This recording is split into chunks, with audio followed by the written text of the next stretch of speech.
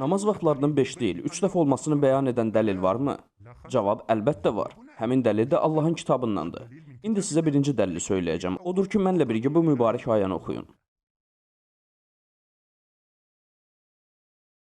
Qurani-Kərim, İsra surəsi ayə 78. Allah Teala belə buyurur: Rəhman və Rəhim Allahın adı ilə. Gün batmağa meyl edənlə, gecənin qaranlığına dək namaz qıl və sübh çağı Qur'an oxu. Çünki sübh çağı oxunan Qur'anın şahidləri olur. Deməli, bu şərəfli ayə 3 vaxta işarə edir. Gün batmağa meyl edənlə, bu birinci vaxtı, gecənin qaranlığına dək, bu ikinci vaxtı və sübh çağı Qur'an oxu, bu da üçüncü vaxtı. Yəni Allahın kitabında 3 vaxt var.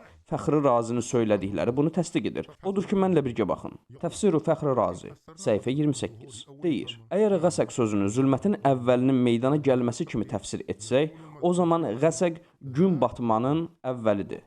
Bu əsasla da ayədə qeyd olunan vaxtlar 3 vaxtdır. Günəşin batmağa meyl etməsi, günəşin batmasının əvvəli və sübh vaxtı. Buna görə də günəşin batmağa meyl etməsi zöhr və əsr namazlarının vaxtı olacaq. Deməli, günəşin batmağa meyl etməsi zöhr və əsr namazlarının vaxtıdır. Beləliklə də bu vaxt, bu iki namaz arasında müştərək vaxt olacaq. Həmçinin günəşin batmasının əvvəli məğrib və işa namazlarının vaxtı olacaq. Buna görə də bu vaxtda bu iki namaz arasında müştərək vaxtdır. Bu da zöhrlə əsr namazlarını və məğriblə işa namazlarını mütləq, yəni hər bir halda cəm etməyin doğru olduğuna işarə edir. Deməli, onun sözündən belə başa düşürük ki, namazların vaxtları Allahın kitabında yalnız 3 vaxtdır, 5 deyil. Sadəcə 3 vaxt. Lakin bizim 5 namazımız var. Sübh, zöhr, əsr, məğrib və işa namazları. Bu 5 namaz 3 vaxtda qılınır, 5 vaxtda yox. Bu barədə öz kitabında söhbət açan və hekayət edən Allah Teala'dır. Lakin bununla yanaşı, Razi bütün bunlara xilaf çıxaraq deyir. Lakin dəlil vardır ki, öz vətənində heç bir üzr olmadan 2 namazı cəm etmək caiz deyil. Deyir ki, heç bir üzr olmadan cəm etmək caiz deyil. Yəni o, ayənin təfsirinə və Allahın kəlamına xilaf çıxır. Belə ki, 3 vaxt deyir, sonra isə cəm etməyin caiz olmadığını söyləyir. Əgər cəm etmək caiz deyilsə, elə isə 5 namazı 3 vaxtda necə qıla bilərik? O zaman cəm etməyimiz lazımdır. Ayə də namazların vaxtlarını açıqladı.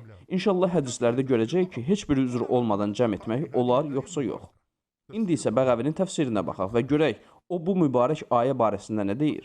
Təfsirul Bəğavi 5-ci cild, səhifə 114, ayəni qeyd etdikdən sonra deyir: Ayədəki ifadəni günəşin batmağa meyl etməsi şəklində şərh etmək iki görüşdən daha üstün olanıdır. Bu da 2 səbəbə görədir. Birincisi, bu görüşü deyənlərin sayca çox olması, ikincisi isə, əgər bu mənanı qəbul etsək, ayə bütün namaz vaxtlarını özündə cəmləmiş olur.